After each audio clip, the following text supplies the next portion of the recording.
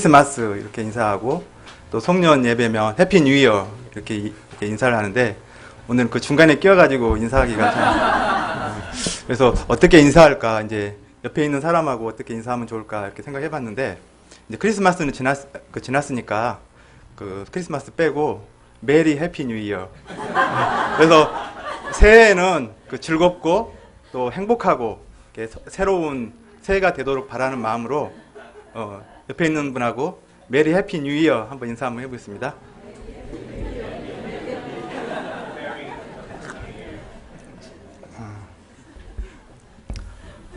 오늘 말씀의 제목은 믿음으로 의롭게 된 자의 복입니다. 요절 5장 1절 제가 읽고 제가 기도하고 시작하겠습니다. 시작.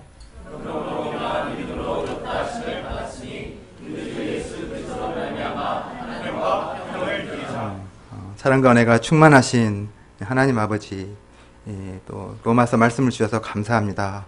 이 시간 로마서 말씀을 통해 예수 그리스도를 통해 우리를 의롭게 변화시키고 또 믿음으로 의롭게 되어 이전과는 다른 즐겁고 또 행복하고 새로운 삶을 살게 하시는 하나님을 배우기를 원합니다. 이 시간 말씀을 통해 하나님의 음성을 귀 기울여 듣게 하시고 하나님 말씀을 깊이 이해할 수 있도록 도와주십시오.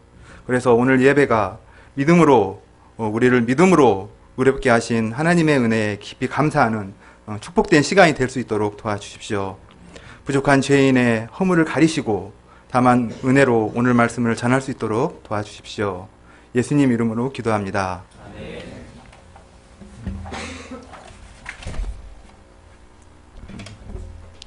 우리는 지난 로마서 말씀을 통해 믿음으로만 하나님 앞에서 의롭다 하심을 얻을 수 있음을 배웠습니다. 하나님은 사랑하는 독생자 예수님을 십자가에 피 흘려 죽게 하심으로 우리의 죄 문제를 해결해 주셨습니다. 이제 누구든지 예수님을 믿는 자는 용서받는 죄인, 곧 의인이 될 수 있습니다. 이제 우리는 죄와 사단의 노예에서 하나님의 자녀가 되어 새 인생을 출발하게 되었습니다. 오늘 본문은 우리가 믿음으로 의롭다 하심을 얻은 결과 그에 따르는 축복이 무엇인가를 말해주고 있습니다. 사람들은 이 세상을 믿음으로 살면 불이익을 당하고 또 손해를 보며 오히려 안 믿을 때보다 더 고생한다고까지 이야기합니다. 그러나 그렇지 않습니다. 우리가 믿음으로 의롭게 된 이후 누릴 수 있는 축복은 참으로 많습니다. 장차 영원한 하나님 나라에 들어가는 것도 큰 은혜요 축복이지만 이 땅에 사는 동안 누리는 축복도 생각할수록 놀랍기만 합니다. 이 시간 말씀을 통해 믿음으로 의롭게 된 자가 어떤 복을 누리게 되는지 함께 생각해보고 은혜 받을 수 있기를 기도합니다. 첫째, 하나님과 화평을 누리게 되었습니다. 1절을 다 함께 읽어보겠습니다. 시작.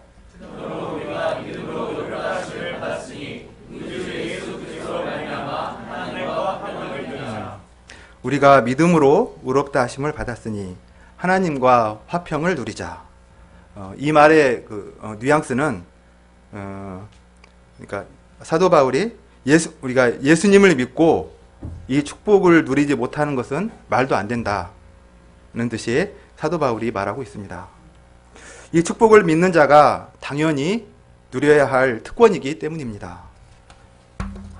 왜 그러합니까? 우리가 믿음으로 의롭게 되기 전에 하나님과의 관계가 어떠했습니까? 화평의 반대는 불화입니다. 또 원수 관계입니다. 우리가 로마서 1장에서 배웠지만 죄악된 우리를 향한 하나님의 마음은 진노하심이었습니다. 노와 분이었습니다. 하나님은 우리 인간에게 아름다운 에덴 동산을 만들어 주시고 거기서 결혼까지 시켜주셨습니다. 하나님이 만드신 세상을 다스릴 특권을 주셨습니다. 인간은 피조물로서 하나님의 넘치는 사랑을 받았습니다. 그런데 인간이 그만 사단의 그 말 같지 않은 속임수에 넘어가 하나님을 배반하고 말았습니다. 이런 인간에 대한 하나님의 분노는 무섭기만 합니다. 그 분노는 지옥의 뜨거운 불길같이 영원히 활활 타오르는 분노였습니다.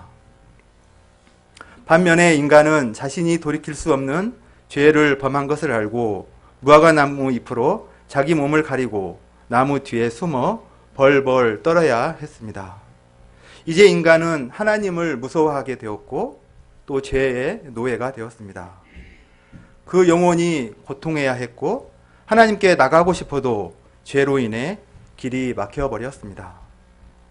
하나님은 이런 인간을 분노하시면서도 또 한편으로는 불쌍히 여기셨지만 그 죄 때문에 어떻게 하실 수 없었습니다. 인간은 이제 영원한 지옥의 불고덩이에 던져져 죽을 수밖에 없는 운명이었습니다. 그런데 이때 예수님께서 친히 우리를 위한 화목제물이 되심으로 원수관계가 끝나고 인간과 하나님 사이에 화평의 길이 활짝 열리게 되었습니다. 10절에서 알 수 있듯이 화목하게 되었습니다. 우리 인간은 하나님께 이제 거리낌 없이 마치 우리 이삭이와 하나가 아빠하며 달려가 아브라함 목자님 품에 안기듯 하나님의 사랑의 품에 안기게 되었습니다. 하나님도 이를 기뻐하시며 마음껏 축복해 주실 수 있게 되었습니다. 이제 인간은 더 이상 자신의 죄로 인해 두려워 떨 필요가 없게 되었습니다. 그 심령에 평화가 넘치게 되었습니다. 놀라운 관계성 회복입니다. 여러분은 죄와 불안으로 밤을 설쳐본 적이 없으십니까? 심판이 두려워 벌벌 떨어본 적이 없으십니까? 백범 김구 선생님의 암살범이었던 안두희 씨는 한 평범한 시민의 손에 죽을 때까지 자기 죄로 인해 평생을 죄와 불안, 영혼의 고통 속에 도피 생활을 해야 했습니다. 살아있다고 해도 이미 70이나 80 넘은 노인이요. 병들어 있는데도 나치 전범들에 대한 추적은 쫓기는 가운데 이 시간도 계속되고 있다고 합니다. 이들의 삶은 얼마나 두려움과 불안으로 가득할까요? 2차 대전 후 한 나치 전범은 형을 10년 이상 살고 나온 후에도 마음에 기쁨이 없었습니다. 그는 자신의 죄의 대가로 세상이 정해주는 형벌을 다 마쳤지만 지난 전쟁 중에 자신이 저지른 죄로 인한 죄책감 때문에 잠을 제대로 이룰 수 없다고 고백한 바 있습니다. 아이들도 마찬가지입니다. 저는 초등학교 때 축구를 하다가 친구와 이렇게 싸움이 생겨서 그 친구를 발로 걷어찬 적이 있었습니다. 이것으로 인해 수업 시간 내내 이건 좀 지나쳤어 하며 그 생각이 떠나질 않았습니다. 저는 초등학교 다니는 동안 내내 그 친구를 제대로 쳐다볼 수가 없었습니다. 요즘에도 가끔 초등학교 모임에서 그 친구를 보는데 그 친구는 잊었을지 모르지만 저는 아직도 그때 일이 떠올라 미안함과 죄책감에 시달려야 했습니다. 사람의 죄 문제가 하나님과 온전히 해결되지 않으면 어른이나 아이나 다 그러합니다. 사람은 죄 짓고는 못 삽니다. 하나님이 무섭고 불안해서 살 수가 없습니다. 사람들은 마음의 평화를 누려보고자 무진 애를 씁니다. 선을 하기도 하고 마인드 컨트롤, 또 요가, 뉴 에이지 음악을 들어보기도 하고 요즘 또 아이들은 게임을 하기도 하고 합니다. 용하다는 점쟁이를 찾아가 보기도 하고 마음의 고통을 벗어나고자 술 마시고 또 마약도 합니다. 쾌락을 통해 고통을 잊고자 합니다. 그러나 그런다고 마음의 평강이 주어지지 않습니다.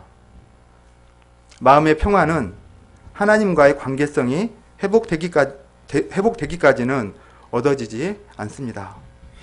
겉으로는 멀쩡한 것 같아도 위기의 순간에 직면하면 숨어있던 그 마음의 불안과 두려움이 나타나기 마련입니다. 얼마 전에 저희 한 고객으로부터 심한 컴플레인을 받았습니다.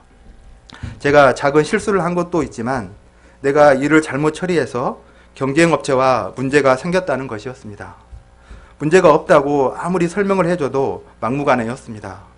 일주일 내내 매일 1시간 이상씩 전화를 하고 밤 10시, 11시, 심지어 새벽 3시, 4시 시간을 가리지 않고 카톡을 보냈습니다. 이때 저도 감정적이 되어 그 고객과 싸우기 쉬웠습니다. 그런데 그 주에 공부한 말씀이 마침 요셉과 마리아의 성탄 말씀이었습니다. 요셉은 마리아와 약혼을 하고 임신한 것을 알았지만 이를 감정적으로 해결하려고 하지 않았습니다. 마리아를 먼저 생각하고 도려내지 않고 조용히 해결하고자 하였습니다. 이 말씀이 마음에 들어오자 이상하리만큼 마음이 편안해지는 것을 느꼈습니다.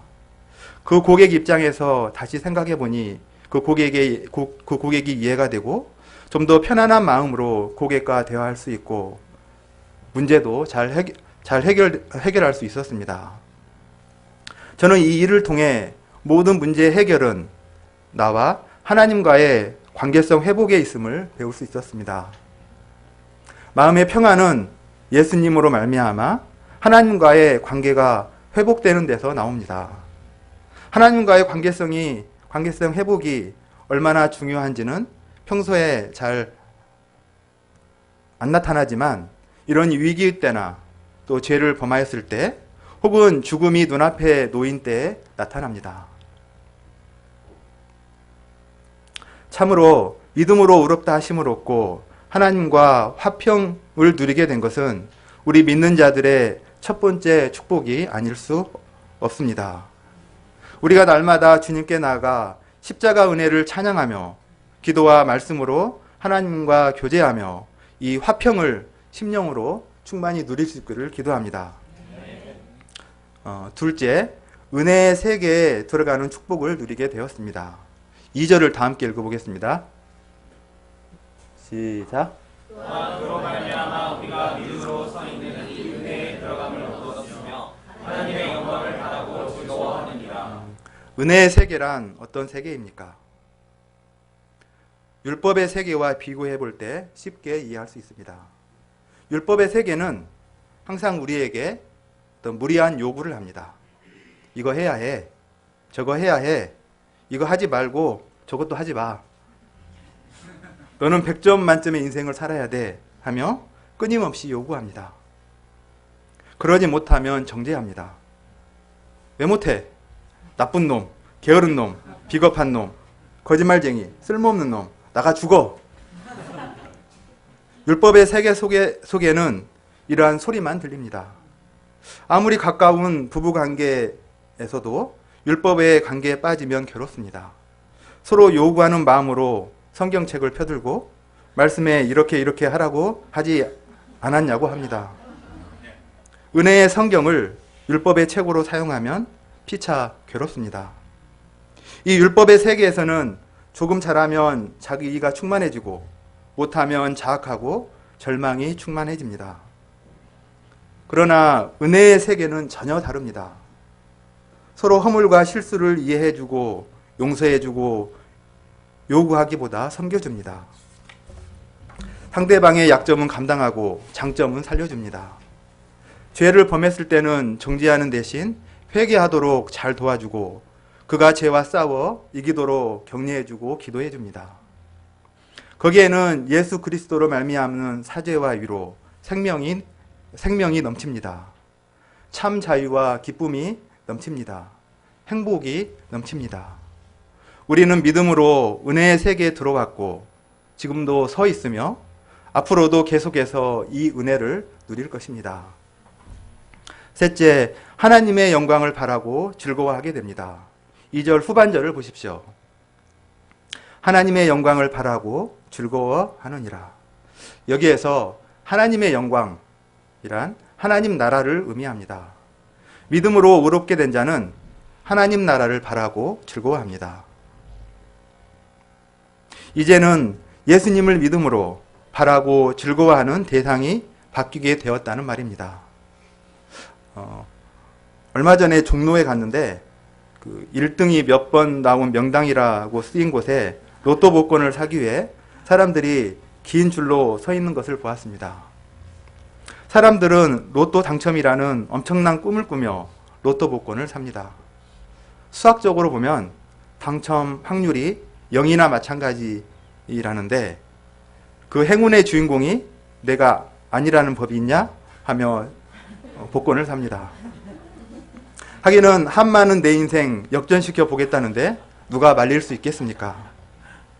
하지만 이 땅에 아무리 많은 물질을 얻었다고 해서 인생 역전이 이루어지는 것이 아닙니다.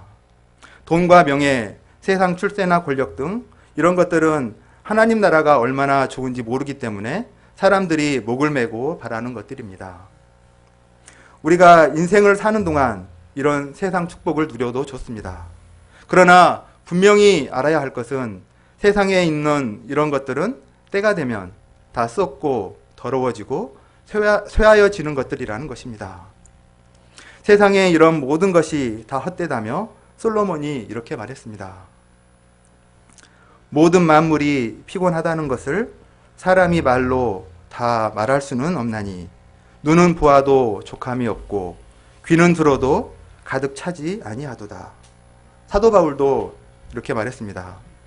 보이는 소망이 아니니 보는 것을 누가 바라리요. 보이는 것이 정말 소망이라면 실력 있고 장래가 보장되어 있던 사도 바울이 뭐하려고 텐트 메이커로 살면서 일생 복음을 전하는 삶을 살았겠습니까? 하나님은 우리를 위해 하나님 나라를 예비해 주셨습니다.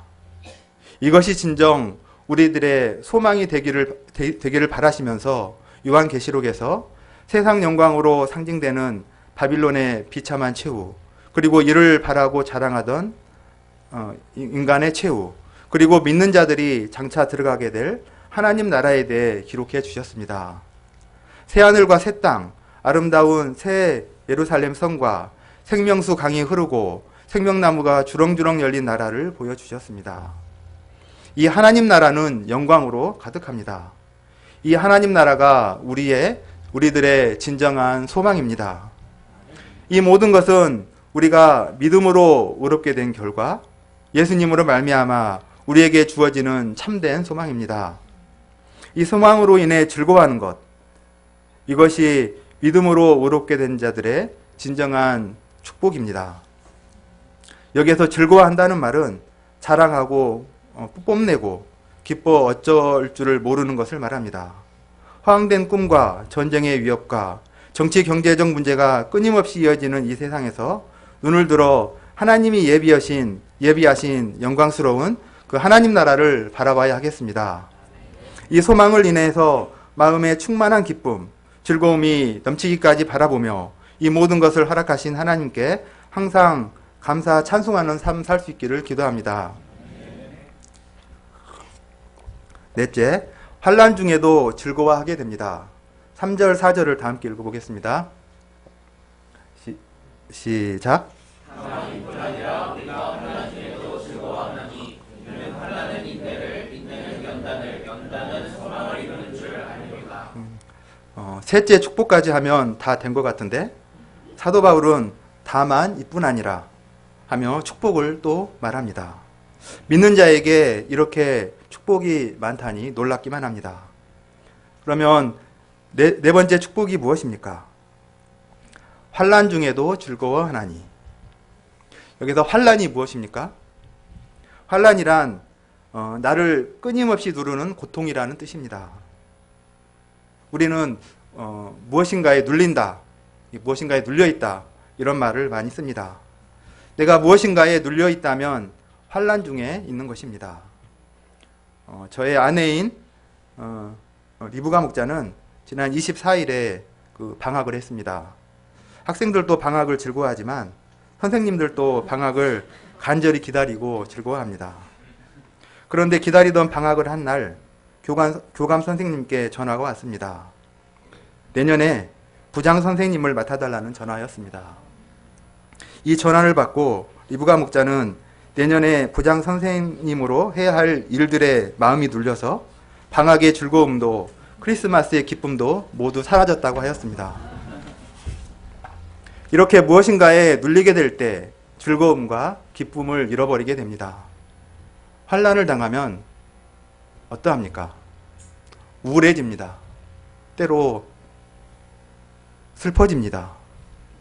그런데 사도 바울은 뭐라고 말합니까? 환난 중에도 즐거워하나니. 세상에 이런 일이 어떻게 있을 수 있습니까? 환난을 당하면 슬프고 우울해져야 하는데 어떻게 환난 중에도 즐거워할 수 있습니까? 이는 환난은 인내를 이루고 인내는 연단은 소망을 이루는 줄 알기 때문입니다. 환난은 환난 그 자체로 끝나지 않고 인내를 낳습니다.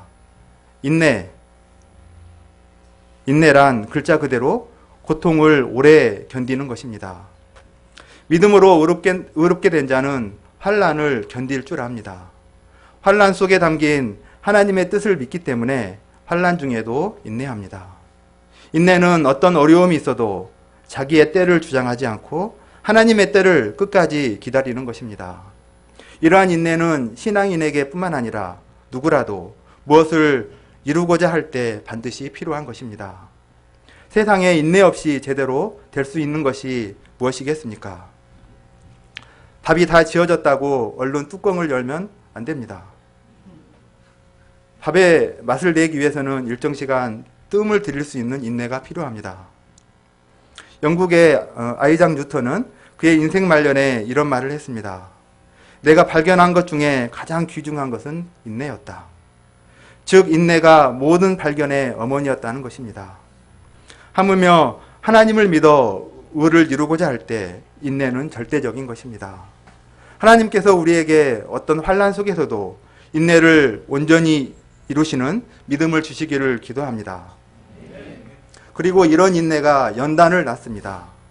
연단이란 불에 달구어진 쇠를 망치로 쳐서 그 안에 있는 공기 등 불순물을 빼내는 과정을 의미합니다. 쇠는 많이 맞아야 좋은 품질로 바뀝니다. 권투 선수가 챔피언이 되기 위해서는 때리는 연습도 많이 해야 하지만 맞는 훈련도 많이 받아야 합니다. 맞으면 근성이 키워지고 맞으면서 베스트 파이터가 됩니다. 좋은 악기를 만드는 데 쓰이는 나무는 수십 년 동안 밖에서 눈비 맞고 바람 맞으며 연단된 나무입니다. 그런 나무로 만들어진 악기는 귀에 거슬리거나 갈라진 소리를 내지 않습니다. 풍부하고 부드럽고 아름다운 소리를 샘솟듯이 품어낸다고 합니다. 마찬가지로 우리도 환난 가운데 눈비 바람 맞아가며 그 안에서 연단되어질 때 우리 내면에 인간적인 불순물이 빠져나갑니다. 이제는 그 영혼이 강건해지고 순수해집니다. 이럴 때 우리 영혼은 자연히 하나님 나라에 대한 순수한 소망으로 가득 차게 됩니다. 저는 금요 예배 때마다 우리 조담대 목자님의 소감을 들으며 또 그의 믿음으로 말미암아 변화된 삶을 보며 많은 은혜를 받습니다. 죄에 비참하게 끌려가던 자가 어머니와 주위 사람들을 위해 눈물로 기도하는 자가 되고 홀리졸리 찬양팀을 만들어 형제들과 함께 주님을 찬양하는 모습이 참으로 아름답고 마음의 감동으로 다가옵니다. 그가 하나님 없는 환난을 당할 때는 원망과 불평, 저주로 이어져 인격의 파괴를 일으켰습니다. 그러나 그가 예수님으로 말미암아 믿음으로 의롭게 된 후에는 환난은 오히려 그의 생명을 살리고 하나님 역사에 귀하게 쓰임받게 하고 궁극적으로 하나님 나라의 소망에 이르게 하는 삶을 살게 되었습니다. 이 얼마나 놀라운 하나님의 축복입니까? 또한 환난을 잘 이긴 사람은 환난 중에 있는 사람들을 잘 이해하고 도울 수 있습니다. 창세기 요셉은 형들의 미움을 받아 애굽의 노예로 팔려갔습니다. 그런데 그는 환난 가운데 하나님의 뜻과 계획이 있다는 것을 믿었습니다. 그는 형들을 만나서 이렇게 고백합니다. 창세기 45장 5절을 다 함께 읽어보겠습니다. 시작. 당신들이 나를 이곳에 팔았다고 해서 근심하지 마소서.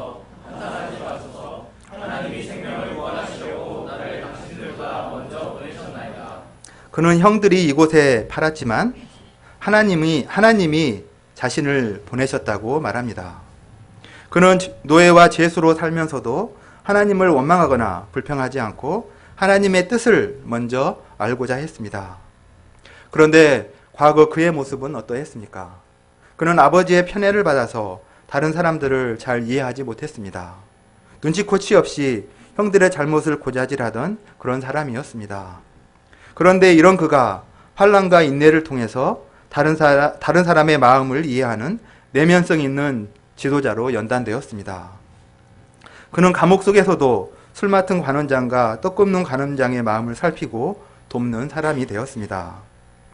하나님은 환난과 고통을 통해 안 보이는 가운데 우리의 인생을 아름답게 수놓고 계십니다. 진실로 하나님 안에서의 환난은 참된 소망에 이르게 함을 깨닫게 됩니다. 무엇보다도 환난 중에 성령께서 우리의 마음에 임재하셔서 하나님의 사랑을 부으시고 소망을 확신시켜 주십니다. 그러므로 우리가 환난 가운데 부끄러워하지 않고 소망을 붙들고 승리할 수 있기를 기도합니다. 예수님이 말씀하십니다. 세상에서 너희가 환난을 당하나 담대하라, 내가 세상을 이겼노라. 다섯째, 하나님의 사랑을 확신하게 됩니다. 6절을 다 함께 읽어보겠습니다. 시작. 우리가 아직 연약할 때 계약대로 그리스도께서 방관하지 않는 자를 위하여 죽으셨도다. 여기에서 우리가 아직 연약한 때라는 말은 우리가 아직 죄로 인해 무기력하여 아무것도 못하고 절망할 때를 말합니다. 그런데 이때 그리스도께서 경건하지 못한 우리를 위해 죽으셨습니다. 사도 바울은 이 하나님의 사랑을 확증하기 위해 의인, 선인, 그리고 죄인 등 세 종류의 사람을 등장시킵니다. 의인은 어떤 사람입니까? 의로운 사람입니다. 그러나 그가 아무리 의인이라고 해도 그를 위해 죽는 것은 쉽지 않습니다. 선인은 착한 사람입니다. 선한 사람입니다.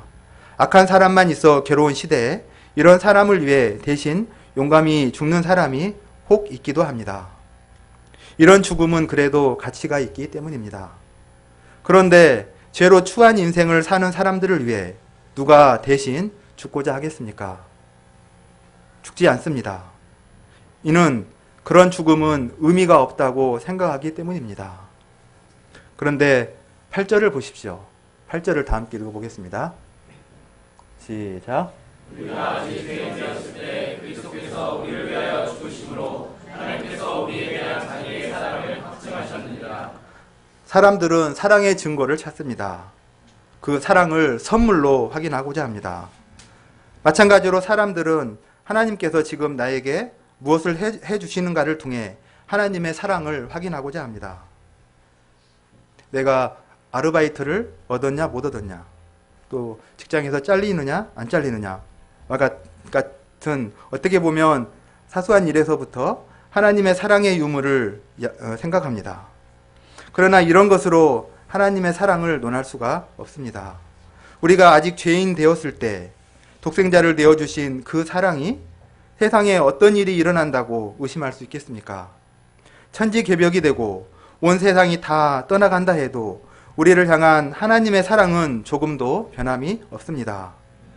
독생자를 십자가에서 피 흘려 죽게 하신 그 사건이 천지개벽만도 못한 작은 사건입니까?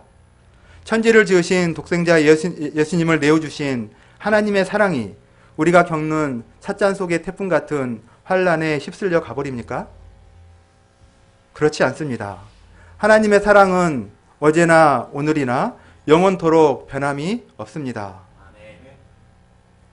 의인을 위해 죽는 자가 쉽지 않고 선인을 위해서 용감히 죽는 자가 혹 있거니와 우리가 아직 죄인 되었을 때 그리스도께서 우리를 위하여 죽으심으로 하나님께서 우리에 대한 자기의 사랑을 확증하셨느니라. 우리가 일생 하나님의 확증된 이 사랑 위에 굳게 설 수 있기를 기도합니다. 9절 10절을 보십시오. 바울은 이 사랑의 기초에 구원의 확신을 반복해서 말합니다. 그러면 이제 우리가 그의 피로 말미암아 의롭다 하심을 받았으니 더욱 그로 말미암아 진노하심에서 구원을 받을 것이니 곧 우리가 원수 되었을 때 그의 아들의 죽으심으로 말미암아 하나님과 화목하게 되었은즉 화목하게 된 자로서는 더욱 그의 살아나심으로 말미암아 구원을 받을 것이니라. 우리에게 임한 구원은 우리의 하는 일에 따라 확정되기도 하고 취소되기도 하는 것이 절대 아닙니다. 우리의 구원은 우리의 어떤 행위가 아닌 철저하게 예수 그리스도로 말미암아 이루어진 것이기 때문입니다. 오늘 본문 1장 1절에서 11절까지는 예수 그리스도로 말미암아 또 그의 죽으심으로 말미암아 하는 말이 6번이나 반복되어 나옵니다. 11절을 보십시오. 11절을 보십시오.